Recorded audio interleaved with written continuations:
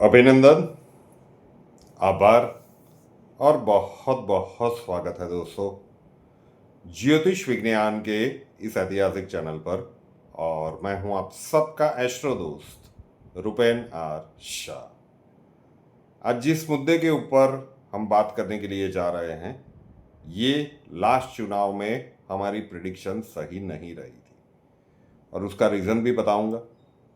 वैसे ममता बनर्जी की सही कुंडली अवेलेबल नहीं है, क्योंकि बहुत सारी चीज़ें आपको नेट पे मिल जाएगी, लेकिन जिस कुंडली को मैं सही मानता हूँ कि हाँ ये हो सकता है, क्योंकि वो मेष लग्न की कुंडली बनती है। 4th हाउस में कर्क राशि का गुरु उचका है और 7th हाउस में तुला का शनि। और जिस प्रकार से उनकी क्रूरता का वो सारा घटनाक्रम लगातार चल रहा है, और उसी के आधार पे हमने तब आकलन किया था कि लास्ट चुनाव वो नहीं जीत पाएंगे, लेकिन कहीं ना कहीं वो कैलकुलेशन गलत रहा था। अब थोड़ा सा विस्तार से जानते हैं, क्योंकि वैसे तो दिसंबर 2025 में ही प्रिडिक्शन कर दी गई थी और अभी कुछ दिनों पहले ही आगे चल के परिस्थितियाँ क्या बनेंगी उसके ऊपर बात हुई थी। लेकिन लगातार कमेंट आ रहे हैं कि क्या वो भवानीपुर की सीट जीत पाएंगे। अब थोड़ा सा ज्योतिषीय दृष्टिकोण से समझते हैं। ममता बनर्जी का राइज शुरू हुआ 1991 से, जब जिस कुंडली की मैं बात कर रहा हूँ कि मुझे वो ऑथेंटिक लग रही है, क्योंकि बहुत सारे उनके जो राजकीय जीवन के घटनाक्रम है वो वहाँ से मैच हो रहे हैं। तो गुरु की महादशा के जो 16 साल थे, तो वो उनके लिए बहुत ही अच्छे रहे। कांग्रेस के साथ जुड़ी हुई थी, मंत्री पद सब कुछ वगैरह उनका हुआ। जो वो कोलाइशन गवर्नमेंट बनी थी उसका भी वो हिस्सा थी। तो हर चुनाव वो जीतती गई, अपना राजनीतिक जीवन मजबूती से प्रस्थापित करती गई। और गुरु की महादशा के बाद 19 सालों की उनकी शनि की महादशा आई। 2007 से उसकी शुरुआत हुई। तो लास्ट इलेक्शन में हमने ये सोचा था कि शनिदेव कर्म के कारक देव है। वो महादशा उनकी फरवरी 2026 में समाप्त हुई। लेकिन लास्ट चुनाव में हमने इसी कुंडली के ऊपर से आकलन किया था कि शनिदेव न्याय के देवता है, और अगर आप कर्म सही नहीं करते हो तो वहाँ पे दंड मिलता है। 7th हाउस का शनिदेव दंड देता है। तो जो अनुभव से अलग अलग कुंडलियों में आकलन से प्राप्त होता है उसी का उपयोग किया गया था, लेकिन वो तब सत्य नहीं हुआ था। अब तो वो महादशा भी, जो 2 पावरफुल महादशाएं थी, वो समाप्त हो चुकी है। तो ममता बनर्जी इस बार बंगाल में अपनी सरकार बना ले, कोई चांस एस्ट्रोलॉजिकली नहीं दिख रहा है। फिर नंबर ऑफ सीट्स की बात आएंगी तो फिर वो 400 वाला आंकड़ा याद आएगा, क्योंकि हर एक कैंडिडेट का, दोनों पार्टीज का वो तो है नहीं, लेकिन मोटे मोटे तौर पे ऐसा दिख रहा है कि ममता बनर्जी की मतलब टीएमसी 100 के आसपास रहेगी।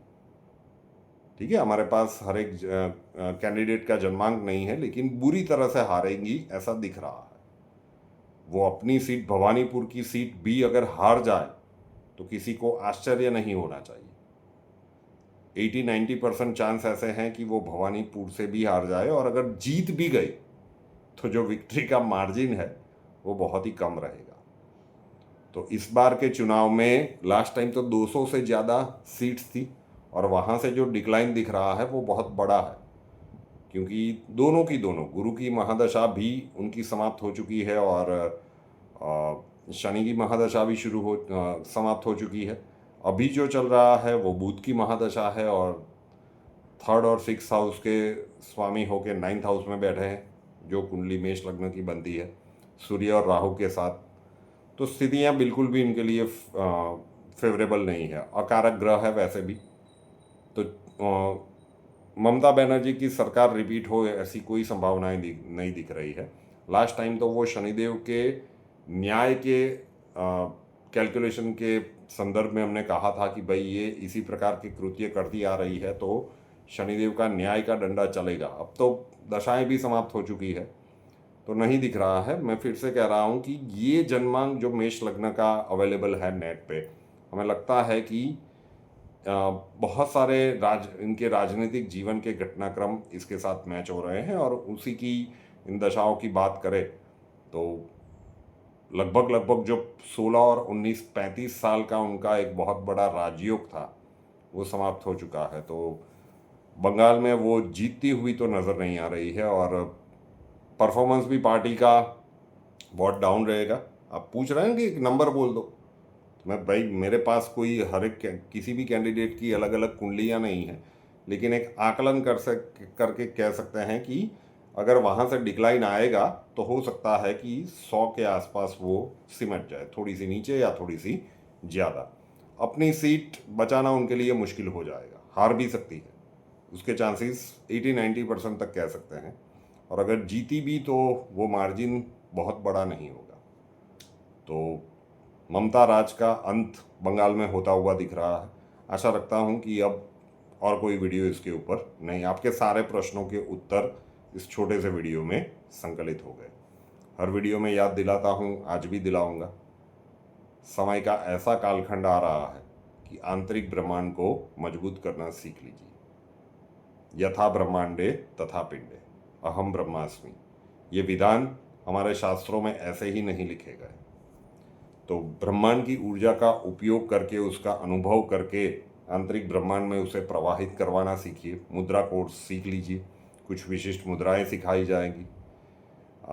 हजारों लोग ऑनलाइन इसे सीख चुके हैं दुनिया भर से, और उनमें से कुछ दर्शकों के अनुभव का वीडियो मैं इसी वीडियो के नीचे डिस्क्रिप्शन बॉक्स में रख रहा हूँ। अगर ये आप सीखना चाहते हैं तो उसका व्हाट्सअप नंबर थंबनेल में दिया हुआ है, टाइटल में दिया हुआ है, 8485932567, 8485932567। कॉल मत कीजिएगा, वहाँ पे मुद्रा कोर्स करके लिख दीजिए तो अक्षय जी आपको पूरा प्रोसीजर समझा देंगे। पेड कोर्स है।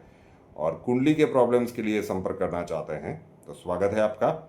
उसका व्हाट्सअप नंबर थंबनेल में दिया हुआ है, कुंडली 9714443110, 9714443110।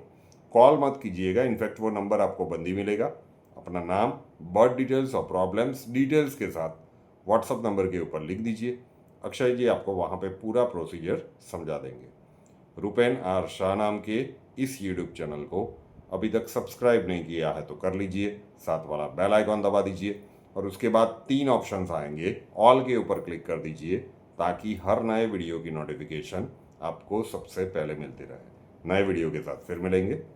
जय हिंद।